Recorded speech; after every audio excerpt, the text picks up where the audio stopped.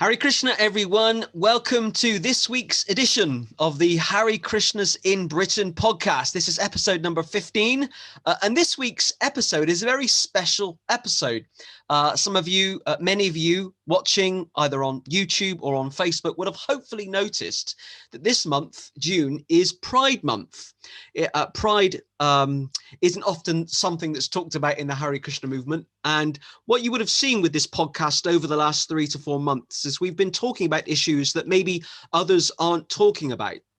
And I was very keen this week to do something on the theme of Pride. So those of you who don't know what Pride Month is a month that's dedicated to celebrating the LGBT community, people that identify as LGBT around the country, around the world, the wonderful work they do and the wonderful people that they are.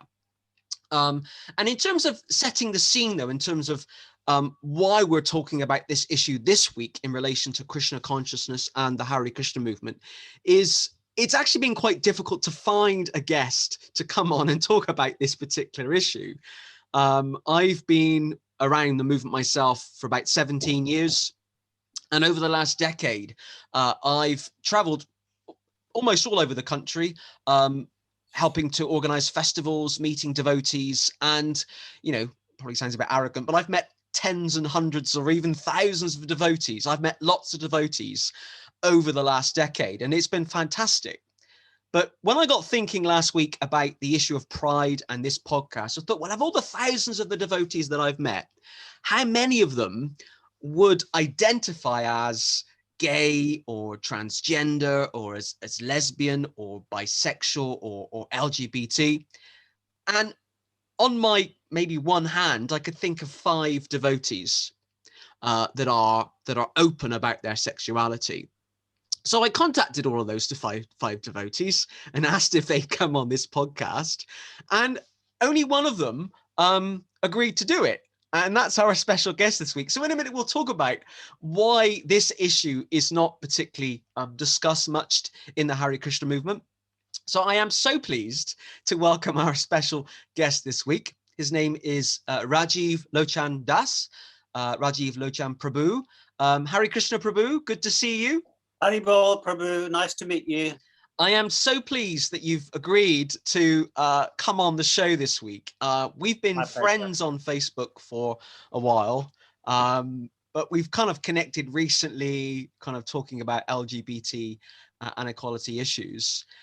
So it's great to have you on the show, and I really, really appreciate that you have been keen to come on and talk about some of these issues that we are going to talk about tonight. So I'm going to stop rabbiting on and just kind of start by introducing yourself, how long you've been involved with the Hare Krishna movement and your background and all those types of things.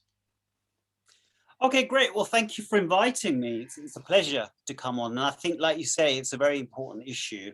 So I've been in, going back further, I come from a Hindu Punjabi family, born into a Hindu Punjabi family. And I suppose I came to Krishna consciousness in 1994 properly. I was walking down Oxford Street and I was chatting to a guy giving out books, and he must have seen something in me, because he gave me 2 hardback copies of the Bhagavatam. Of course, I read some of it, and it was too heavy, at the time. And Journey of Self-Realization was the other one, and that was a bit too heavy as well. So I didn't really properly come to Krishna consciousness until about 1996. And I suppose my first regular place that I would go and visit would be Soho Street Temple, Radha Landanishwar, who are very, very special to me. And I miss them enormously because I'm not in London anymore, although I'm from London. I'm in Leeds, West Yorkshire in the UK, and a lot of people probably know it. But my journey continued. I went on pilgrimage in 1999 with ISKCON, and there were various swamis with us. There was Bhakti Charu Swami, who's left this planet now. And there was so many others, Jayadvaita Swami and one or two others, and we went all over India, and it was really, really nice to spend time with the devotees and get to see all these amazing places. And that was my first sort of real, I suppose, baptism by fire, if you like. And then a few years later, I mean, I used to go to the manor a lot as well, Bhaktivedanta Manor, and I made lots of friends there, and I got to meet a certain devotee, and that's when I met my Guru Maharaj in 2000. That's Shiranarayan Maharaj, and who mercifully gave me initiation a few months later. And I've been in the Sangha ever since, although progressing slowly. It's a long time. So really kind of almost 30 years, kind of almost. Yeah, oh my God, when you say it like that. Yeah, I mean, 1994, you know. I should have come further in 30 years. It's quite a long time, actually, 10 years before me. So you've been around the Hare Krishna movement for almost 30 years, certainly in this life. In terms of your own kind of sexual identity, and again, identity is something we don't often talk about in the Hare Krishna movement, not necessarily. In terms of your own sexual identity, how old were you, or when was it that you realized that you were gay? I first realized I was gay when quite late, actually, when I was 14, and I was walking around the library, and I don't know what I was doing, but I read something. And I can't even remember, but it was at that point I realized I might be gay. And then I remember praying that I might change for many years, not that many years, actually, about 2 years. And it was not until I was about 16 that I fully accepted my sexuality. But it was a secret then. I was still living at home, and one of my sisters was married at that time, and my other sister was still at home. And yeah, it was, I've never, you know, when I came to the Krishna consciousness in 94, when I started dabbling initially, I was out straight away, and I've been quite fortunate in that sense. And I didn't really feel any negativity towards me. And I think there are definitely reasons for that. That is not the experience shared by others, however. In fact, the vast majority, I've spoken to friends, and I know hundreds of gay friends who have not had that experience. Yeah, go on. Just kind of keen, kind of going back to when you were kind of 16, 17, did you tell your parents that you were gay? No, I waited until I was 23, until I left university. And that was very interesting as well. I promised that as soon as I'd leave university, I would come out to them. And I did. I remember it was a Tuesday night, and I'd left university, and I decided to, I mean, I wasn't really much of a devotee then at all. This was 93, and I decided to change my whole look, my image. I decided to pierce my ears, and my mother was very annoyed with me. Because you pierced your ears. I pierced my ears. And then my father, anyway, upset me. So, you know, he was having dinner at this time in the kitchen. And I decided to go to him and just tell him that I was a homosexual. And he carried on eating and said, we'll talk about it tomorrow. So I was quite scared, because I thought I'd be disowned by them, if I'm honest. But that didn't happen, quite the reverse. And I think it remains a sort of secret. I mean, I have spoken to a lot of devotees, not a lot of devotees, but a lot of South Asian people from that demographic who've said the same sort of thing, that it remains in the family. And I think even to this day, it remains in the family. It's not discussed much, but it's definitely accepted. Mm.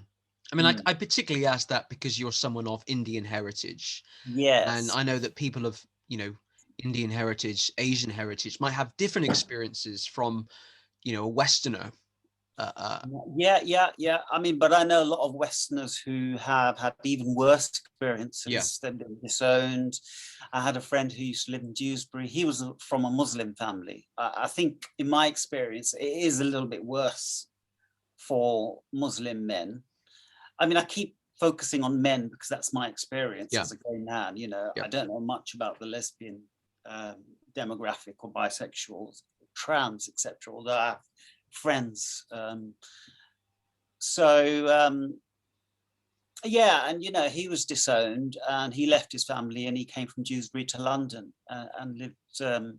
Just it wasn't until many years that they accepted him. So yes, and even today, I am contacted by men in the UK who are very young, who might be Sikh, for example, or Hindu, and they're very young, they're 20, 21, and they won't come out to their parents because of fear, because they don't know how it's going to affect them, which I think is a real shame. You mentioned that people will contact you to ask for support and help.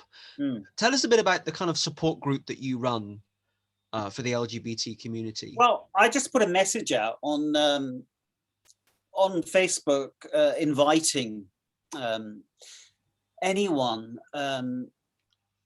gay men especially, because that's my experience, for support, really, because I felt that there wasn't any support network within the Hare Krishna community, really, and all the men felt quite isolated, and it was a place where you could talk to other men and be open and honest and get support on anything you want, because a straight man, for example, would have other straight men to talk to in the Sangha, whatever it is that's troubling them. It could be something about marriage or lust or anything like that, and they've got someone to speak to. But with gay men, they don't really, not openly anyway.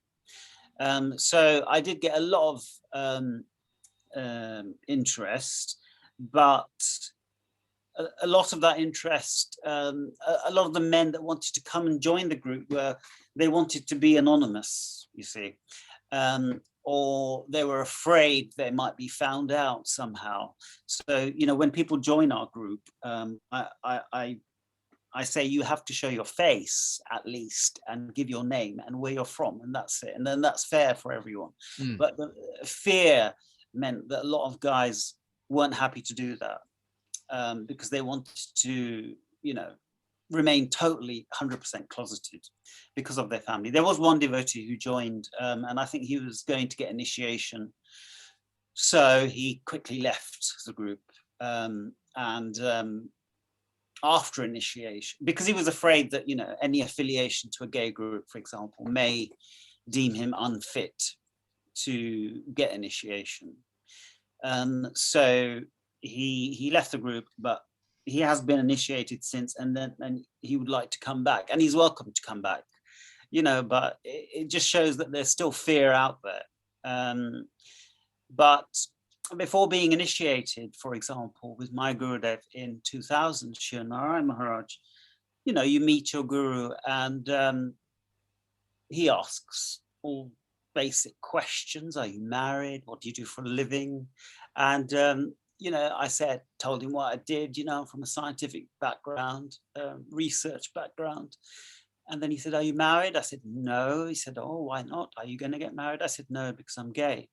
And he looked up, and then he looked back down, and he carried on talking because he didn't care, really. It's a material designation, just like you might have one blue eye and one brown eye, or you might be left-handed. It's just, he never ever focused on that sort of thing. You know, one of the, you know, the gold standard in Krishna consciousness is to live a totally celibate life, to be a sannyasi for everyone, actually. But if you can't do that, then you enter grahastha ashram. There's that concession. So marriage means sex life, basically. But even then, within the grahastha ashram, there are stipulations that you can only have sex to conceive a child that you intend to bring up as God conscious. Now, are you telling me that heterosexual couples in the Sangha don't have sex for sense gratification? I think that's very unlikely. However, it's a topic that is not discussed, and quite rightly, really. I mean, it's not something you bring up with devotees like that. So even Prabhupada, you know, you mentioned Galva earlier when we were speaking, and you know, Galva 108, I think it is the website. Yeah, and if anyone listening is unsure, Galva stands for the Gay and Lesbian Vaishnava Association. That's right. Yes, yeah, yes. And it's great. And Amara will have, you know, he's done a lot of work on there and lots of quotes on there about what Srila Prabhupada said about homosexuality. And I think sometimes people like to pluck out a lot of things and misconstrue things or edit things. But, you know, if you go on to Galva, you will see lots and lots of evidence where Srila Prabhupada was extremely supportive.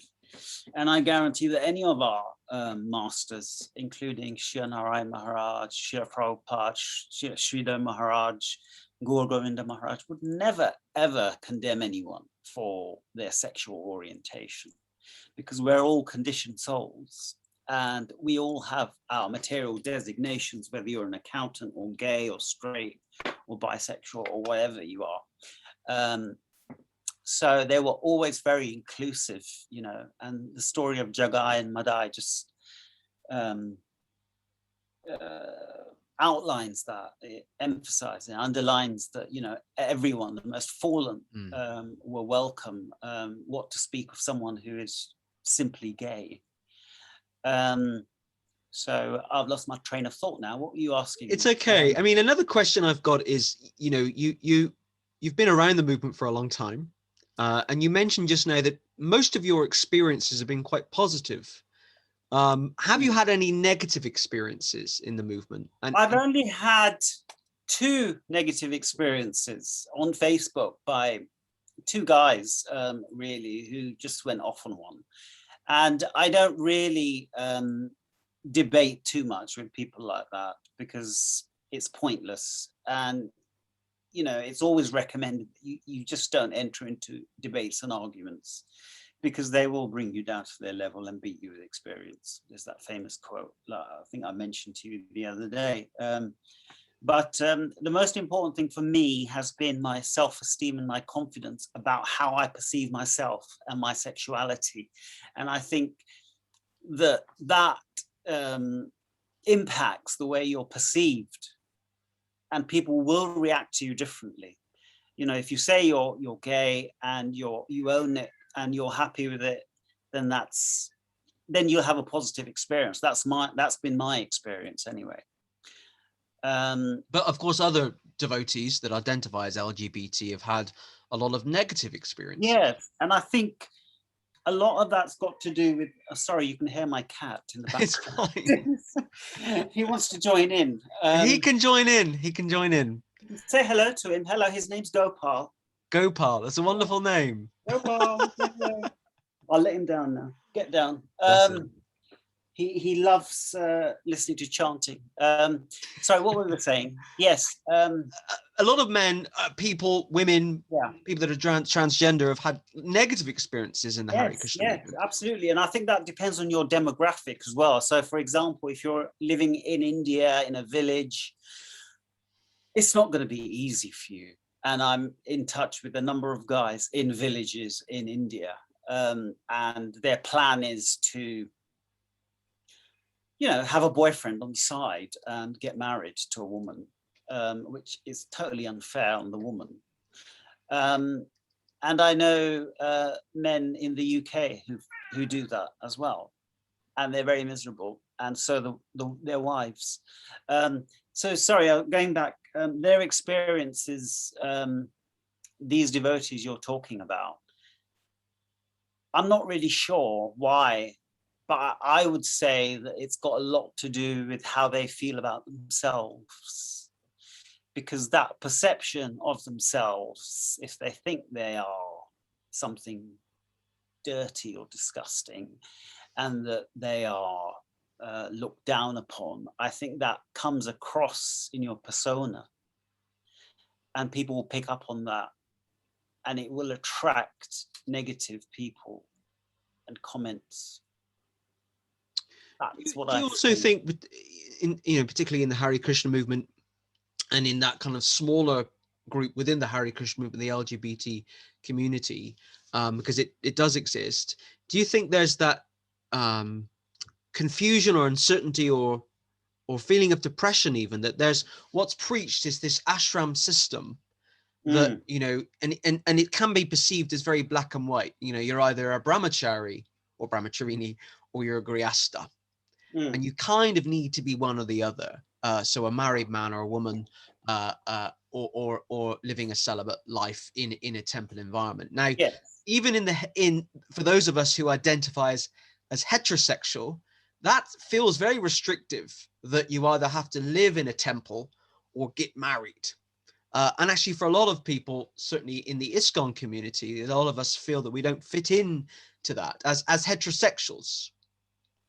So for the homosexual community, it must be maybe feeling even more restrictive, that there's this kind of expectation.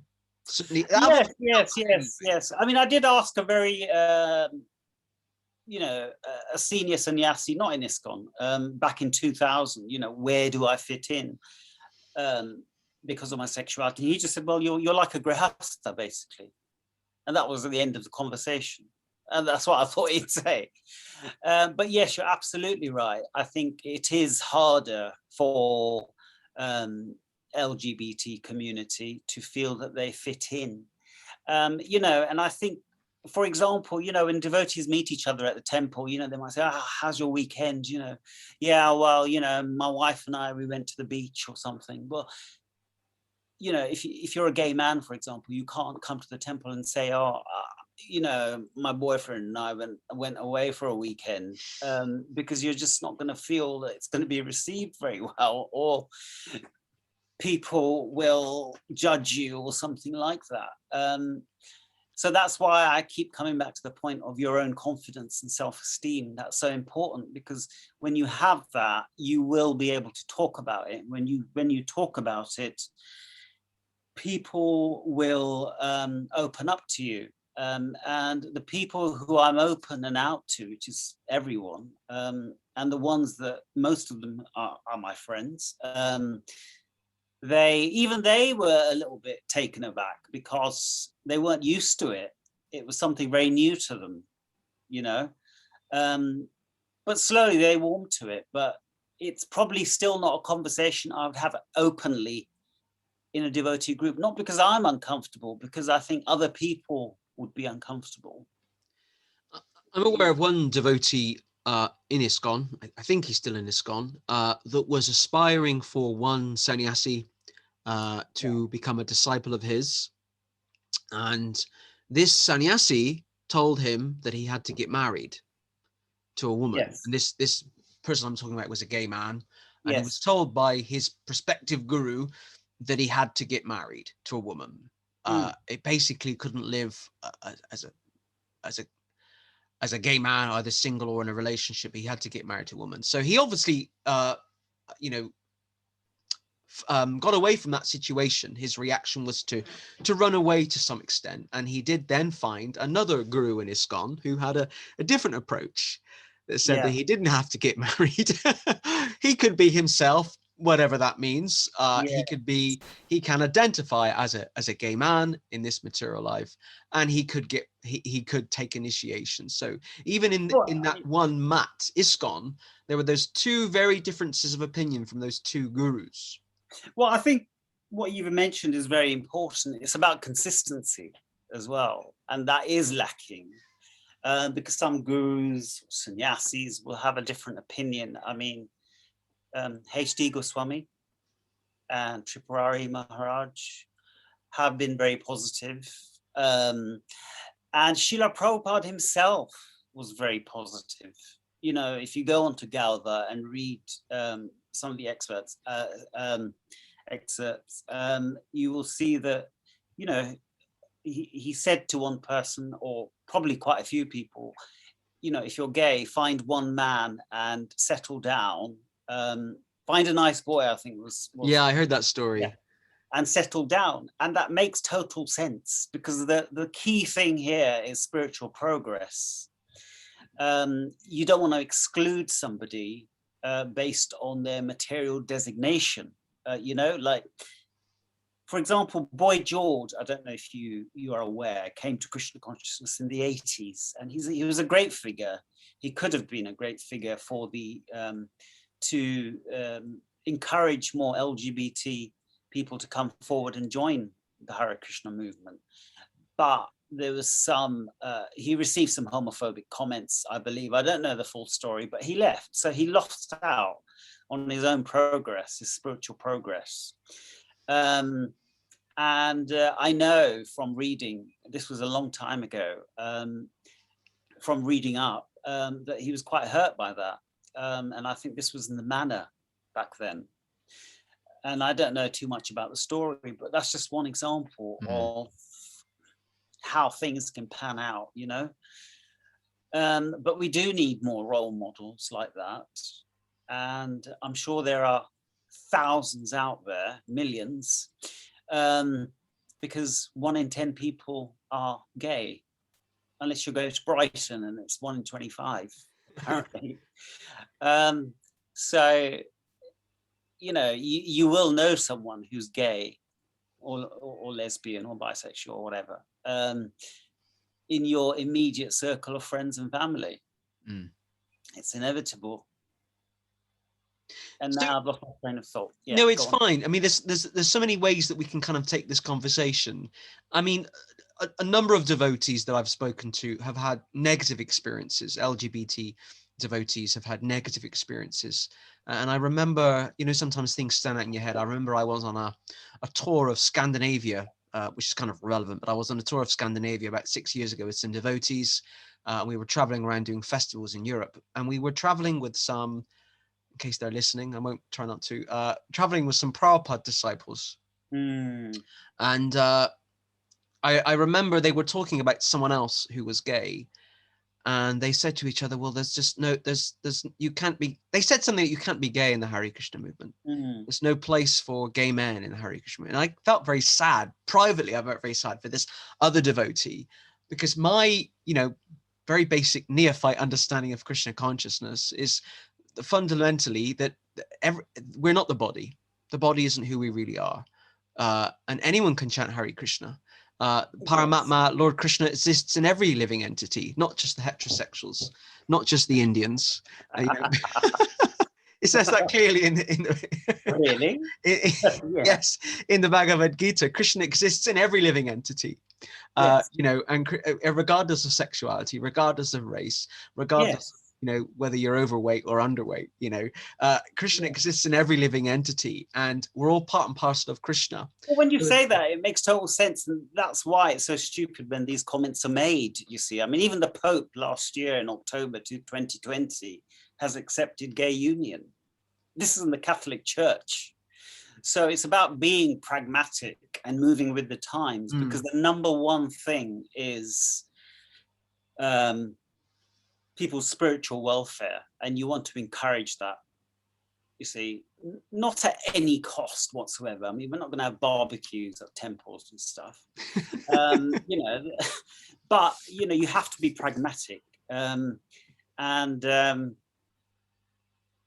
of getting older is I forget what I was just. No, it's fine. And I mean, I think where I was going was the fact that we have to, I guess, organizations like ISKCON and other mats as well would try.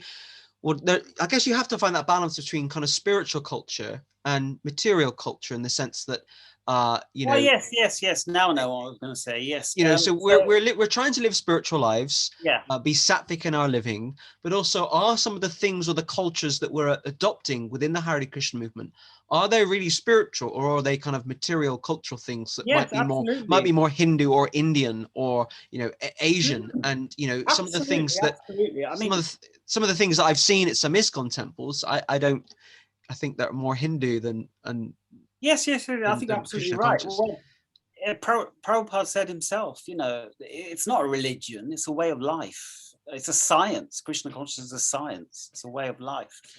But a lot of these prejudices, they come from just like they're deeply embedded in some people, you know, because people in the movement, they're not all pure souls. The vast majority of us are still conditioned. The vast majority of us are all conditioned, and we're progressing. And unfortunately, we still harbor these anarthas, you know, the way we think, and being prejudiced, whether that's racist or homophobic or whatever, classist. It exists, and like you said, one guru in ISKCON, like you said, you gave that example, you know, one said it was fine, the other one said it wasn't. So, you know, he was probably homophobic anyway. That's what I would guess. But there should be consistency. I mean, just to add to that particular example, and this is just a broad statement, not necessarily the same for everybody, but the sannyasi who said that he had to get married to a woman was of a very conservative Indian background. Yes. And the sannyasi who accepted him as disciple as a gay man was from an American Western background. I'm not saying that's always like that, but that was that, for that analogy. That's probably right. And you're probably right to say that. I mean, in India, for example, it's been a few years now, but there was something called Section 377 that the British introduced to India regarding gay homosexual sex, for example, and it was illegal. You could go to prison for something like 10 years. And it's only the last few years that they've done away with that section. And now, so it's legal. So a lot of people can be out and they're not afraid. Before the, you know, they might be persecuted by the police, for example, who, you know, they were afraid of being outed, but now it's legal to have gay sex. I mean, you know, because that was what that section was about, Section 377. And I think it's because of a lot of public pressure.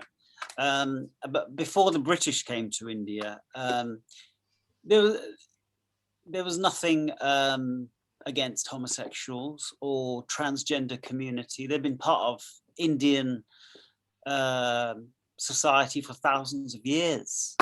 And highly revered, actually. You know, for example, the Hijra community, and then they were ostracized since British rule started. In fact, even before the British rule, I think Mughal rule. But like you say, he was from this sannyasi you're saying was from an Indian background. Yeah, I think that those views do exist, and I think a lot of that's because of what the British did in India. I'm going way off topic now. It's fine. And you know, in our pre-chat the other day before we you know, agreed to do this podcast, we were talking about that it was the British that made homosexual activity illegal in India. You know, before the 1860s, was it? The British who were ruling India, and their now. I don't know, if you go onto Galva, you can probably find something, or anywhere else, but gay unions have always been accepted by Vedic culture. In fact, I think there's 6 or 8, something like that, types of marriage you can have in the Yeah. Vedic system. I'd Now, love I to don't talk know about much that for a about bit. it. I'd love to talk about that for a bit. Yes, but I can't tell you too much about that because I don't know myself. It's never been that important to me. Marriage has never been that important to me in terms of being allowed to get married as a gay man in Krishna consciousness. The acceptance of a union is important, I think, for me personally. Not against marriage. If people want to pursue that, that's absolutely fine. But for me personally, it's never been that important. But I think the acceptance of a gay union is important. So people feel. I'm intrigued. I'd not heard before from since until you told me the other day that in the kind of traditional Vedic culture, there's different types of marriages or wedding ceremonies, and so it's not just that kind of traditional or. Well, I could talk about it, but I'll probably get stuff wrong, and then you'll get loads and loads of comments. Complaints, because I mean, I'm on that particular point. I was told by a guru once that the Vedic fire sacrifice is between a man and a woman. It's set in scripture, in Sastra, and it cannot be changed. And I don't know enough about Sastra, if I'm honest, to challenge that or say that it's wrong. I'm to some extent, I'm sure it's not wrong. To me, if it's right, it's right. It's never been an issue for me. The thing is, the inclusivity of LGBT community within the Hare Krishna community is important to me, to feel welcome. I mean, if marriage is between a man and a woman, then that's fine. I don't know, like I say, enough about it. I've never looked into it because it's never been that important to me. But I'm absolutely sure I could easily find plenty of information, and I'm sure there's plenty of information on Galva. What I'll do with this podcast, you mentioned Galva because it's a great resource. I will put a link to under or above this podcast. I'll put a link to Galva so people can read. And Galva's I think a fantastic organization, a great resource for people in the LGBT community and people that are not in the LGBT community. So my next question is I mean, kind of an open-ended quick fire to some extent. Is the Hare Krishna movement a welcoming place for those that identify as LGBT? I wrote some notes about this because I didn't want to forget. So I've actually got them in front of me. The answer is no. I don't think it's welcoming. In a nutshell, I personally. But you see, the thing is, I personally, as a South Asian guy living in London, have never, ever experienced racism. The thing is, there's two types of prejudice. There's that covert and overt. I mean, you don't get overt racism or homophobia as much these days. It's covert. People will say things behind your back. I mean, there is a Prabhupada disciple who says he's my friend, but he went behind my back and decided to slag me off, which I found out from somebody else. I'm not mentioning any names, but that's a typical example of overt prejudice, you see.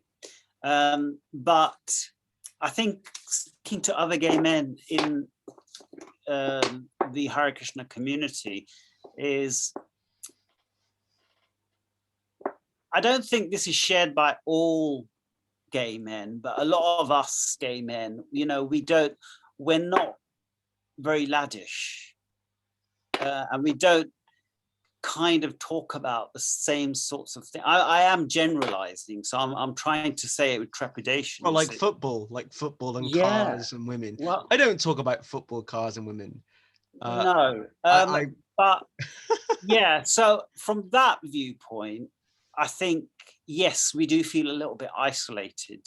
There are plenty of gay men into football, cars, and possibly women as well if they're bisexual. So I don't know, but you just feel like you don't belong, and it's something that you can't put your finger on sometimes, and it's vibes as well. If people know about you, I've never actually cared what people think about me, so I've been extremely fortunate in that sense, and that's due to my background.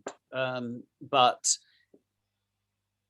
it does put a lot of guys off, I think, joining. This is the feedback I'm getting, that they don't feel like they're welcome, they don't feel like they fit in with the men, they don't fit in with the women.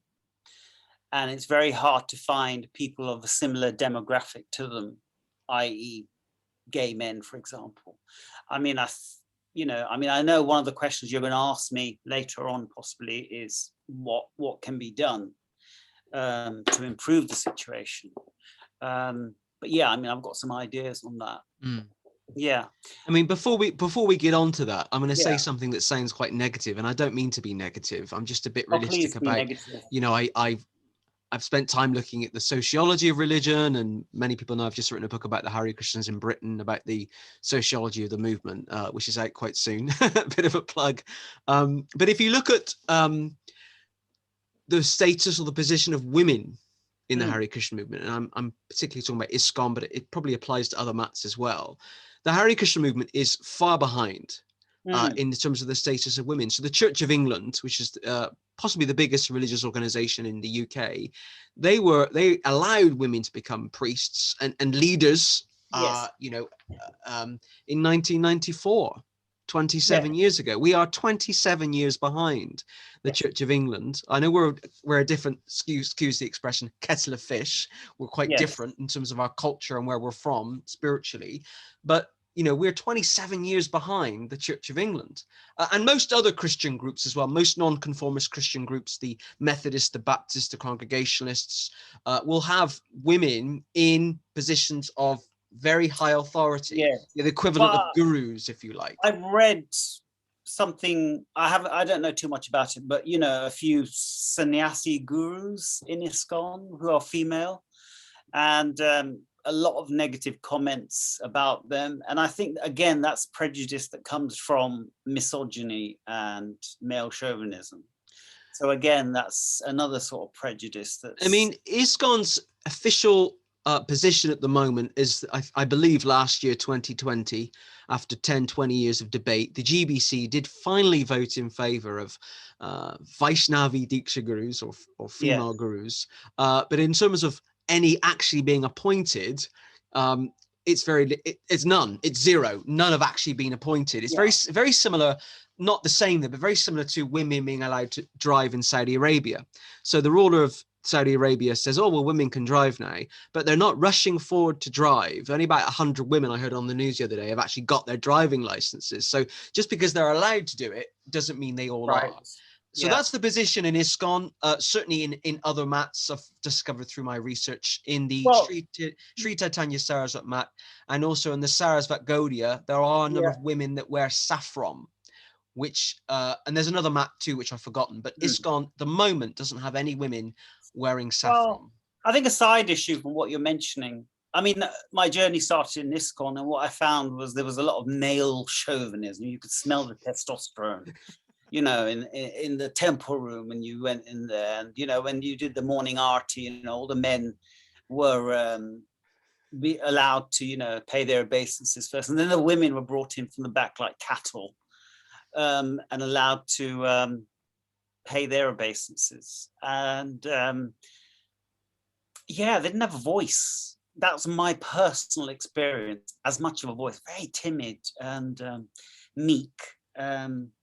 Now people are going to say, well, it's very, very good to be meek and humble, but they were sidelined, I felt. And when I went to Gaudiya Mat, when I met my Gurudev, Shionarayan Maharaj, that is the first thing that I found, is the men were extremely soft-hearted and quieter, and they weren't male chauvinistic, and the women were much more outspoken. And we've got some, very famous Jadurani, who is Shamrani Didi. All the famous she's the artist. Yes, and she is a master within the Gaudiya, Gaudiya Mat, purebhakti.com. And just as a plug for her, I heard on another podcast a while ago that she was described as the oldest or longest serving female member of the Hare Krishna movement alive. Well, there are lots of pictures of her as a young girl with Srila Prabhupada in New York. The longest serving female member of the Hare Krishna movement in the world today, which is quite a honor or statement, isn't it? Yes. You know, well you know, she came to Gurudev Shrinara Maharaj and took shiksha from him, and now she's one of the masters. She preaches all over the world, and she goes on tours. And there's someone like Uma Didi, who is you probably know. I know of her. I've not met her, but I know of her. Yeah, she's a disciple of Bhakti Pugyan Keshav Goswami. So yeah, absolutely. You know, I think so in terms of the context of LGBT, I'm being a bit negative here. The ISKCON community is way behind other religious organizations with the inclusion of women. So let alone people of, you know, LGBT identification or, you know, sexuality. Unfortunately, I think you're absolutely right. Yeah, I mean, I think that comes from the material mindset. I don't think that's got anything to do with Mahaprabhu's mission at all. I'm positive if Mahaprabhu was here today in person, what he would think of that. And I'm sure if Srila Prabhupada was here in front of us today, what he would say as well. He certainly wouldn't exclude gay people or women, or, you know, he would encourage them. And he did encourage Shamrani to do this practice of in ISKCON temples anyway, of men and women sitting separately was not introduced by Srila Prabhupada. It was introduced much later on. Really? Okay, I never knew that. Yeah. No, it was, I don't know the dates or whether Prabhupada was actually present on Earth, but in the 60s and early 70s, men together. It was introduced by gurus later on that they should be separate. Yes, that's, well, I don't find that hard to believe, but that's one of the first things that I found very difficult when I first came to Krishna consciousness, because my experience of religion was like in Hindu temples. Everyone just sits. There is a separation, but if you did sit with the women, it wasn't frowned upon. I mean, you know what the idea behind that is, isn't it?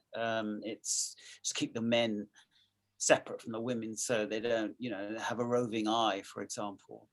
Become aroused by a beautiful woman. I mean, yes, but what if you're gay? Then you're sitting with the men, you know, and what if you're in the mutt? You know, so let's talk about, and I think you've got some ideas for this. What more can be done to ensure that LGBT people feel more welcome in the Hare Krishna community? Well, for example, you know, if you look, there's something called Gay Pride, which you're aware of, that happens all over the world. It happens in London and Brighton and everywhere else. And, you know, you often see the Hare Krishnas doing Nagar Sankirtan, you know, Harinam, which is great, fantastic. And they give out prasad and leaflets, etc. But what I would like to see is a more focused outreach, if you like, of going to, say, gay bars or talking to the gay community, putting something out on gay websites, on Pink News, for example. I think you know what I mean.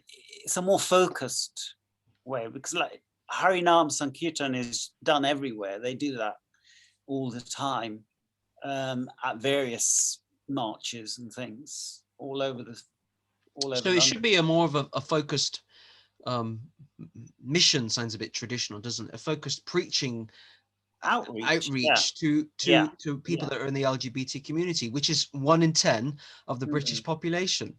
Yes, which is a lot of people. Right. Yes, that is true. And I think people have done it. I'm trying to do it, but like I say, it's a slow process. And a lot of the interest I have in my group is men from India, who are a huge part of our congregation, who form a huge part of ISKCON and Gaudiya Math. And a lot of them are leading double lives, and they're very miserable, and it's not fair on the women either. That's really sad, isn't it, really? It's sad for everybody involved. Yes, it is. And it's not fair on the women. I mean, who wants to send their daughter to marry a gay man who's not going to be interested in her just for convenience? I'm pretty sure my sisters wouldn't want their daughters to marry a homosexual man. Why would they?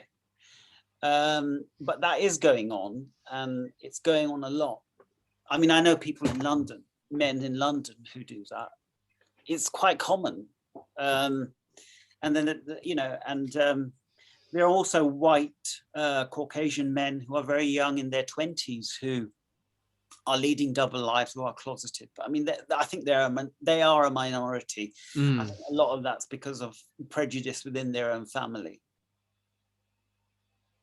Yeah, I mean, I'm aware of one. Yes, at least one. You know, that is a devotee of Western white heritage who's married to a woman, and he's, you know, he's gay. Yes. And it's sad, really, for everyone involved, and it's sad that marriage, to some extent, had to be entered into. Yes. I mean, I know one devotee in Wales who was married for 20 years plus, and they've just decided to stay together as a couple because it works for them. But for the vast majority, it won't work.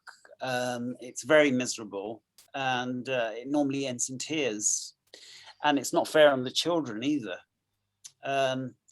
So, you know, what I would personally like to see is a more focused outreach program, going to gay venues and trying to, you know, speak to gay people within that demographic, not just at, you know, gay pride, for example, but one-to-one, on a one-to-one basis, perhaps invite them to the temple, for example, or stuff like that, where you know, they feel more's being done for them, you know.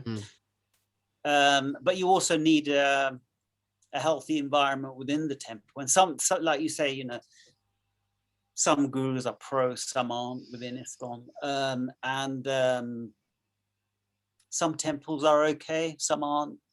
I've never had a problem personally, like I said, but some people have had issues, and I think there was a guy whose guru in ISKCON, I'm not mentioning any name, I don't know if I mentioned this earlier actually, but he sort of made up stuff about him and posted it online, and then he apologized.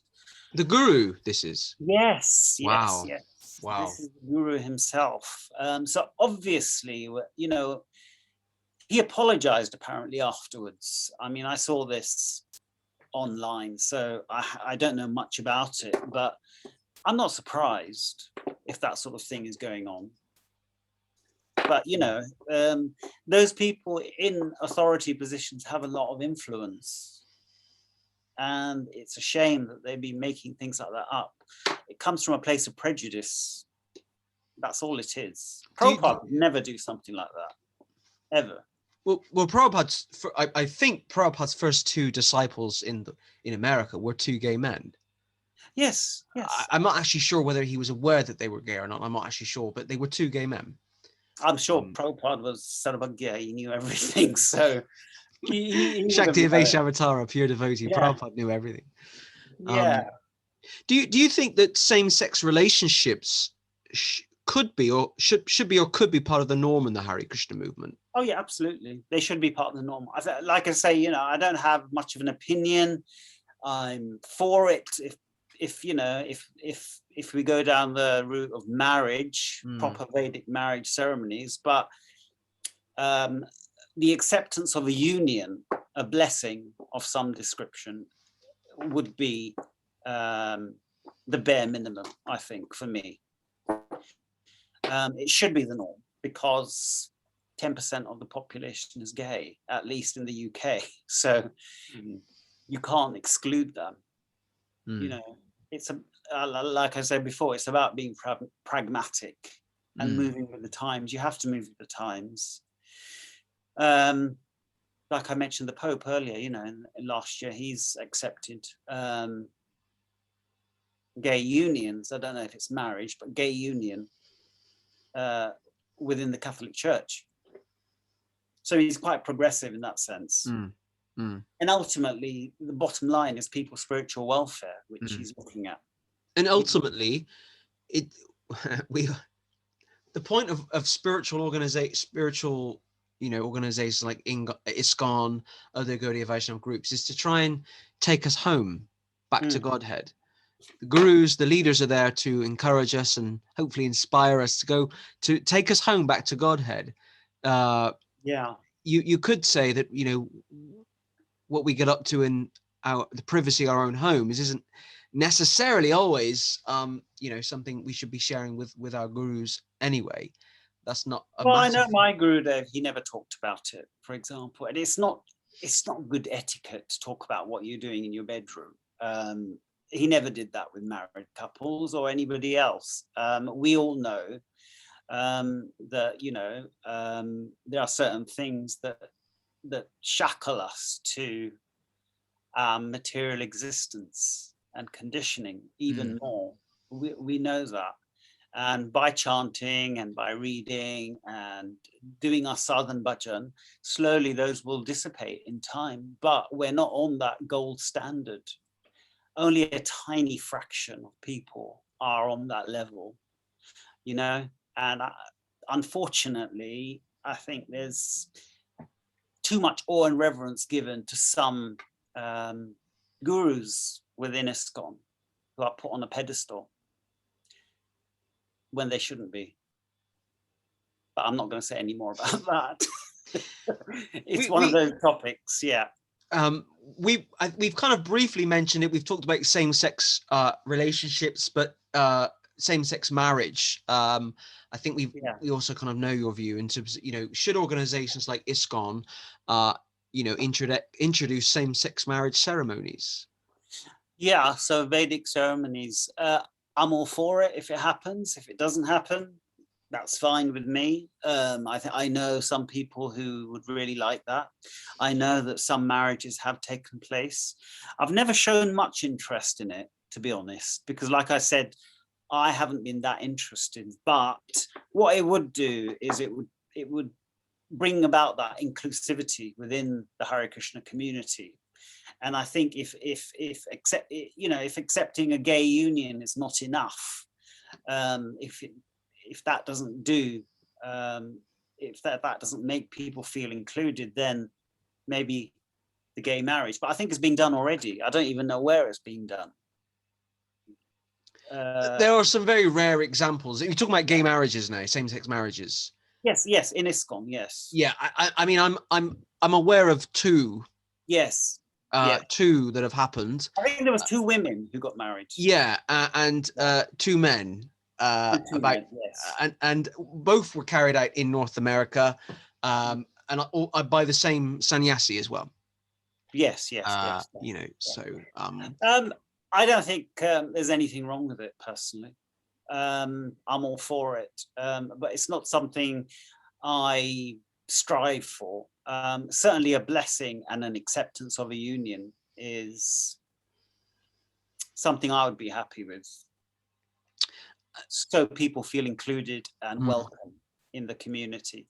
And I think it maybe is probably that only marriage will do that for many people, because the way the times are moving. If you look at the UK, for example, I mean, I remember when I left university at 23, the age of consent for men was 21. I was lobbying Parliament at that time to bring it down to 18 because of discrimination, really. I mean, a lot of people, when they talk about homosexuality, you know, that's the first thing that goes through their head is sex. But being gay or lesbian or bi, it's much more than just sex. It's about being part of community, society.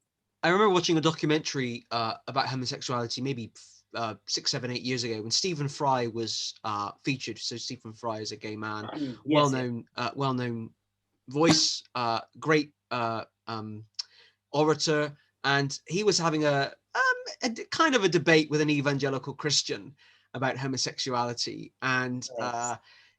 I think Stephen Fry asked this evangelical Christian, why are you opposed to homosexuality? So this Christian quoted the Bible and said, "Oh, anal sex, you know." And Yes. and Stephen Fry got really angry, and he got angry because he said, "Why is it you always think of anal sex all the time?" And he said, Yes. "Actually, me and my partner, we're just very much in love. We love each other emotionally." And then Well, he I'm went sure on a to, lot of heterosexuals have anal sex as well. But, you know, I think, well, it's a very sort of touchy subject. It's a sensitive topic that people just won't talk about. But it's, you know, being gay or lesbian or bisexual is much more than just about sex, as you well know. absolutely, You know, absolutely. it's about being part of society. I mean, like in India, they've got rid of Section 377, which you know, it was a criminal offense to have gay sex. So people were being criminalized, you know, they were being outed at work and they were being blackmailed and stuff like that. So it was nothing about sex. It was, they were afraid. It was instilling fear in people. And it's after the elimination of Section 377, we saw a positive impact. Obviously, it's going to take time to change people's mindsets and their social mindsets, you know, but at least it's a step in the right direction, you know. Yeah, I mean, I generally, with most things, so I try to be the best devotee I can be.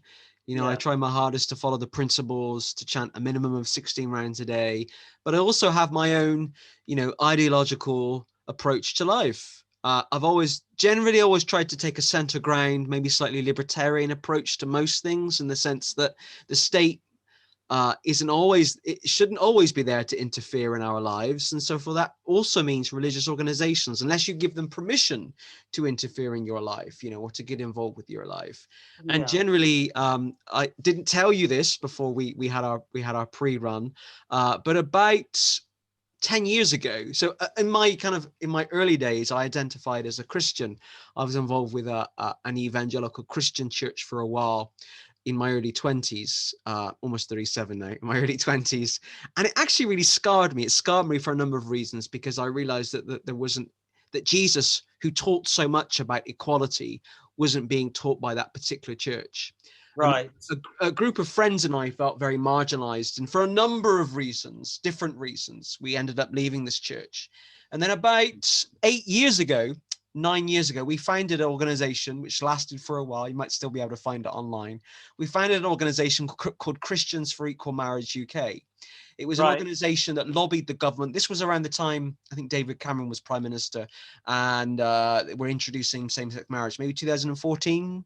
Mm-hmm. So we were lobbying the government, and what was fascinating about it is that I work in media in my day job. So we put all those skills out there, and we got involved with the national media, the regional media, and we were one of the very few Christian organizations that will go on national TV, national radio to talk in favor of same-sex marriage. So we were getting a lot of calls, and it was fascinating. And I was on BBC TV maybe 2013 talking about it, and the presenter live on air assumed that because I was supporting same-sex marriage, I was a gay man. And I said, actually, I'm not a gay man. I just believe in equality. I believe that, you know, we should live in a country where, you know, if a man and a woman are in love, they should have the freedom to get married. So if two men are in love, they should also have the freedom to get married under the law and have the same rights and privileges and freedoms. And that's where I come at this particular situation, is that, you know, wherever we're coming from in life, you know, we should have in a political way, socially, we should have the I'm freedom. actually disappointed. You'd make a wonderful gay man. You know, but yes, absolutely. I mean, I have a number of friends who are straight, and they're very, very pro standing up for gay rights. And I mean, I remember Gay Pride in London in the 1993, which was my first one. It was more of a march. Now it's become more of a, what do you call it? Kind of a celebratory event. Yes, like what they have in Australia. what is it that a parade, yes, a carnival, yeah, a carnival, yes. So everyone comes, it's not, it's not about, it's about celebration now more, and it's taken a while to get there, but still in Britain in 2021 we still see that there's still some work to be done. Can I ask you another question, which actually wasn't on the set questions that we had kind of agreed? I don't know. I've just thought of it, and it's we haven't actually talked about it at all in this podcast. Go for it. Is the trans community? Yes. And kind of transsexuality, people that are transitioning from one biological gender to another. Well, that's another conversation, isn't it? Yeah, absolutely. But I still think there's huge overlap. I mean, I know of one transsexual devotee, and I think it's even worse for them. I mean, it's even outside of any sort of religious congregation, it's bad enough for the trans community. I feel quite sorry for the trans. Well, I shouldn't feel sorry for them, but you know what I mean. It's hard, and I think, yeah, it is. But I think progress is being made. I mean, I have one friend who's FTM, female to male, trans, and he's a devotee. So, and he can't actually tell anyone about his journey, and I think therefore, because he can't be open, he doesn't want to go to the temple and mix with devotees, and he feels he has to lie, you see. And I'm kind of working with him at the moment, but I'm aware of one devotee who, with social media, you meet so many people on social media, and I'm aware of one devotee, and we've had some correspondence.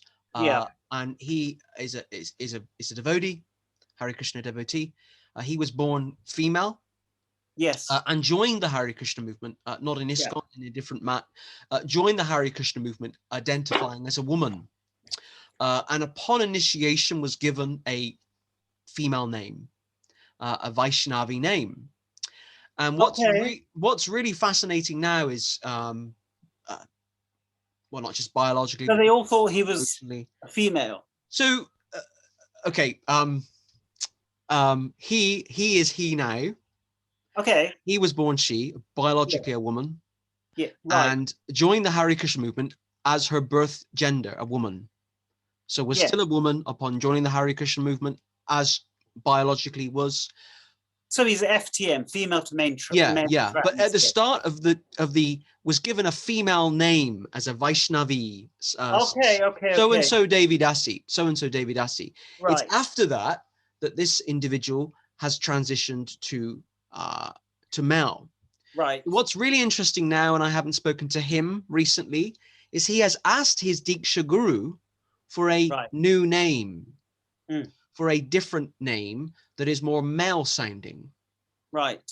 Which I've never heard of before, ever, in any, because of any situation, me to go to my guru and say, oh, could I have a different name? So when I spoke to him 2 weeks ago, he was waiting. His guru said he was going to mull it over and think about it.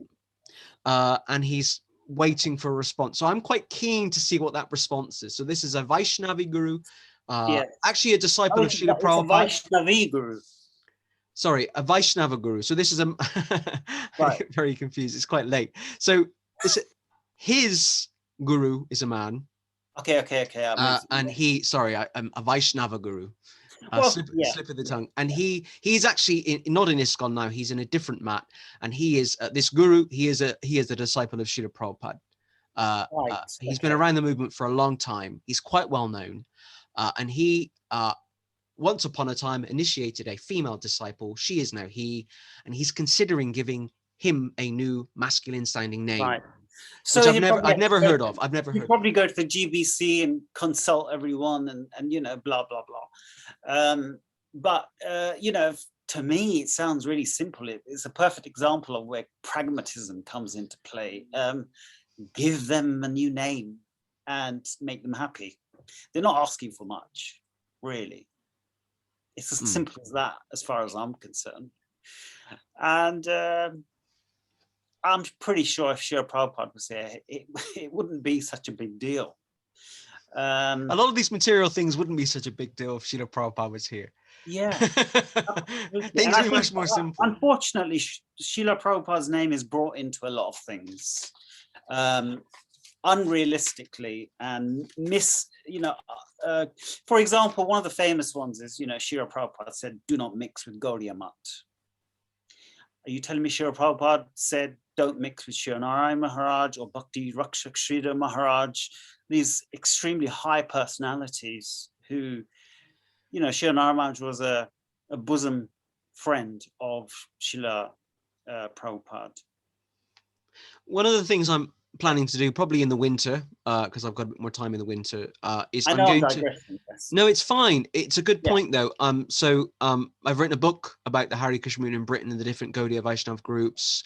But one of my next plan is to write kind of a thesis, I guess, not very long, to list all of Srila Prabhupada's statements that are about his relationship or relationships with his godbrothers, and list them chronologically.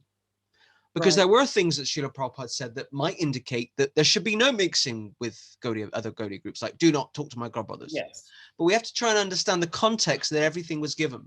Absolutely. And I'm time, place, circumstance as well. Time, place, circumstance. I'm of the view, I've done my own reading. I'm a relatively mature person. I can make my own decisions. Is that Prabhupada, whenever Prabhupada went to India, he would often go and see Srila Sridhar Maharaj.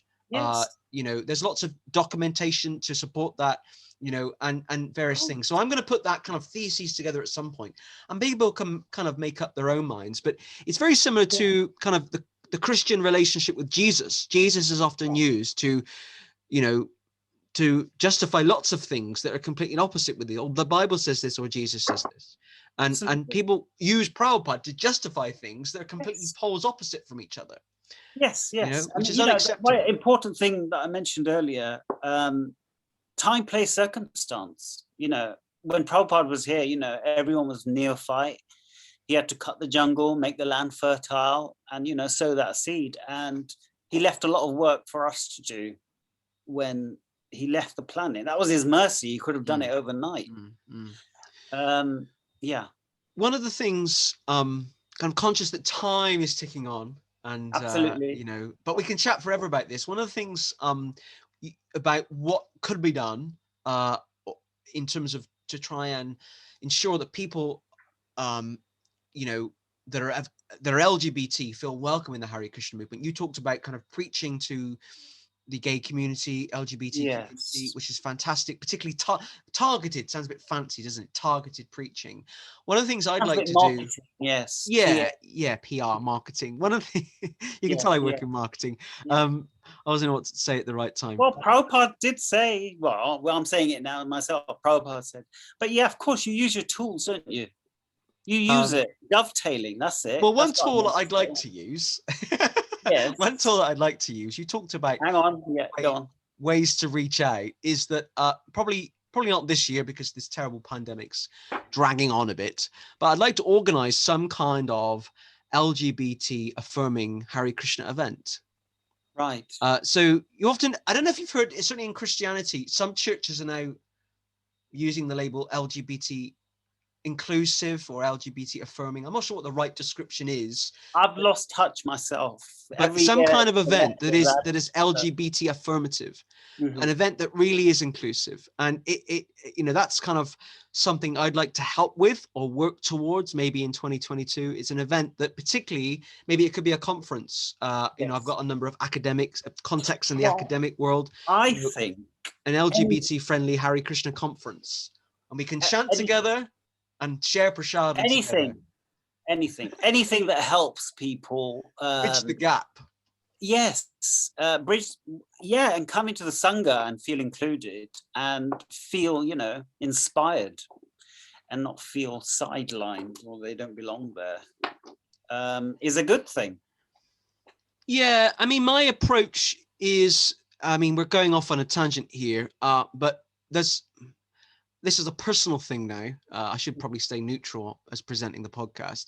There's quite a lot of conservative voices online in the Hare Krishna movement, you know, with a very small c. And, you know, I think we need to encourage those that have the confidence to have more of a progressive voice. You know, there are many of us that are maybe more ideologically liberal in the Hare Krishna movement, and we shouldn't be ashamed to say that we're of liberal inclination or progressive inclination. Srila Prabhupada was very progressive in terms of where he was coming from. And he was actually quite liberal for his time as well. So we shouldn't get too bogged down with well, you hit the nail on the head with the confidence comment. And this is a collective thing, and that's why it's so important to that seed of confidence that, you know, you're going to raise your self-esteem about your sexuality and just grow as a person first, because everything will stem from that. You know, if there's a will, there's a way. And the people that I know, they would love for change to come around, but they're not personally comfortable making those strides towards bringing about that change. And I think that's because of those negative voices in their head, unfortunately, and their opinions about themselves. Do you see what I mean? I think when that changes, they will be more proactive and get out there and want to do something.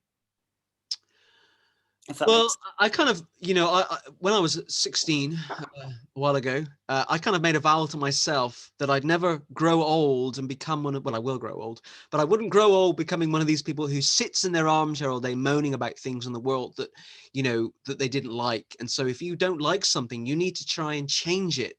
You know, somebody once said to me, Nathan, didn't call me Narada, called me Nathan, said, Nathan, you're never going to change the world, but you can do a little bit to make it a little bit better. You know, sounds a bit namby-pamby, but actually it's true. No, it's true. It's absolutely true. And I think that starts with changing yourself and your mindset. Yeah. You know? So in order to do certain things, you have to be a certain way. Yeah.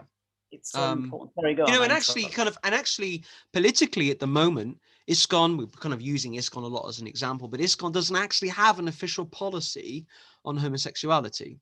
It's remained silent, which I actually don't think is a good thing necessarily. I don't know. I need to think about that, but it's remained silent. It doesn't have a policy on, whereas most other religious organizations have had to form some type of policy on homosexuality, same-sex marriage, you know, and ISKCON doesn't have a policy. Why do you think that is?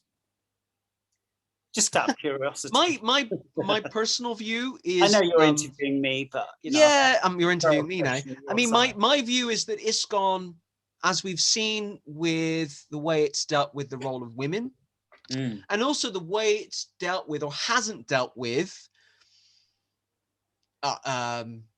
child abusers in ISKCON, is divided.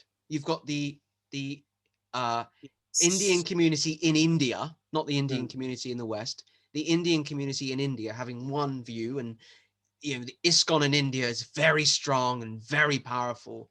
Then you've got the Western contingent, which is a bit more liberal or progressive, that has a different view. And unfortunately, that's a subjective comment, unfortunately, almost every time, the Indian contingent outweighs the Western contingent. That's my view. Makes sense. Political answer. I don't know much about the GBC and stuff, but I think a lot of it's based on votes and stuff like that. I mean, there was a very, very senior sannyasi who was banned from ISKCON. I think everyone knows. It's not Shirnarayan Maharaj, but highly revered.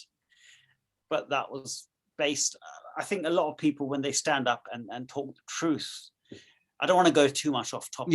But, you know, they become unpopular. They're rocking the boat, and they don't like that. You see, I mean, we have something called whistleblowing in the UK. I'm sure it's all over the world, but companies encourage you to whistleblow. But when you do, you're not popular. See? And you're not also predicted, and your anonymity is not always kept or So it's protected either. one of those tick box exercises. We're kind of, I feel almost coming to the end of our wonderful podcast this evening, chatting about the LGBT issues in the Hare Krishna movement as part of Pride Month. And I'm really pleased that we've been able to go over some of these issues tonight, talk about kind of LGBT inclusion or non-inclusion, as the case may be, your own experiences. We've talked about same-sex relationships, same-sex marriage. We've both given ideas of how we can ensure that the Hare Krishna movement is more inclusive for everybody. So I've felt very honored that you've come and you've been brave enough, and I don't mean that in a patronizing sense. You've been brave enough to come and talk about this. How dare you, because a high number of people in the Hare Krishna movement have that fear about coming out. They're in relationships. No, it's very important. I think it's very important. I'm very grateful for you to ask me. It is very important. I'm trying to do my bit, but unfortunately, I think it's taking time. But slowly, if you keep chipping at it, change will happen. And certainly over the last year, I can't remember how you and I connected on social media. Over the last year, I've put a number of devotees your way. Yes, you did. And since I started publicizing this podcast, a number of devotees privately have sent me messages, and I'm going to be connecting them up to you, and they're going to be well, it's funny you should say that, because one just contacted me the other day, and he's chatting away, but he won't show me who he is. Which is so sad, because it would be nice to see, but I will continue chatting. And what's been fantastic is that if you think about how the Hare Krishna community in Britain certainly is quite spread out and people don't know each other, that's the general community. When you think about the LGBT community, it must be even more difficult to connect with one another. Yeah. And I felt quite pleased the other day. I say that in a weird way. You and I had our pre-meeting about this podcast, and I shared with you privately the 5 devotees that I know that are of LGBT persuasion, and you didn't know most of them. Yes. So that was good, actually, that there were others that you could connect with and support. Yes, absolutely. And I think we see that this problem in society overall. I mean, signposting, people just don't know where to go, and they don't know much about what's out there. So that's why I'm saying it's so important. It's a collective thing. Yeah. But I'm very, very grateful for you asking me, and I think you're doing a great job. Thank you. I was going to say something else, but I've forgotten. The mind's kind of it happens. Gone off track. Oh, that was it, Galva. So we're just going to give another. We're going to give another plug for Galva, the Gay and yes, the Gay and Lesbian Vaishnava Association. Yes. I'll be putting the links to Galva under this broadcast on YouTube and on Facebook. So people, whether you're LGBT or not LGBT, you can go to the Galva website, Facebook page. You can look at some of the wonderful, supportive documentation, that looks at the social, theological, and philosophical arguments in favor of LGBT inclusion. And that's Galva. Don't mistake it for Grindr. Right.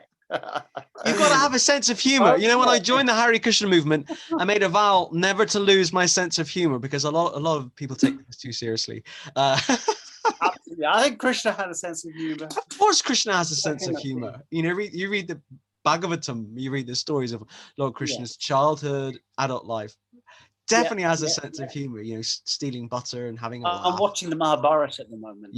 Which is a Star Plus series, and it's so funny, some of the stuff they put in there. It's pretty good, actually. Anyway, just on the issue of humor, on the issue of humor, before we finish, I shared this with you the other day. I was in Turkey about 8 years ago, visiting a friend of mine who's not a devotee. I do have friends who are not devotees, believe it or not.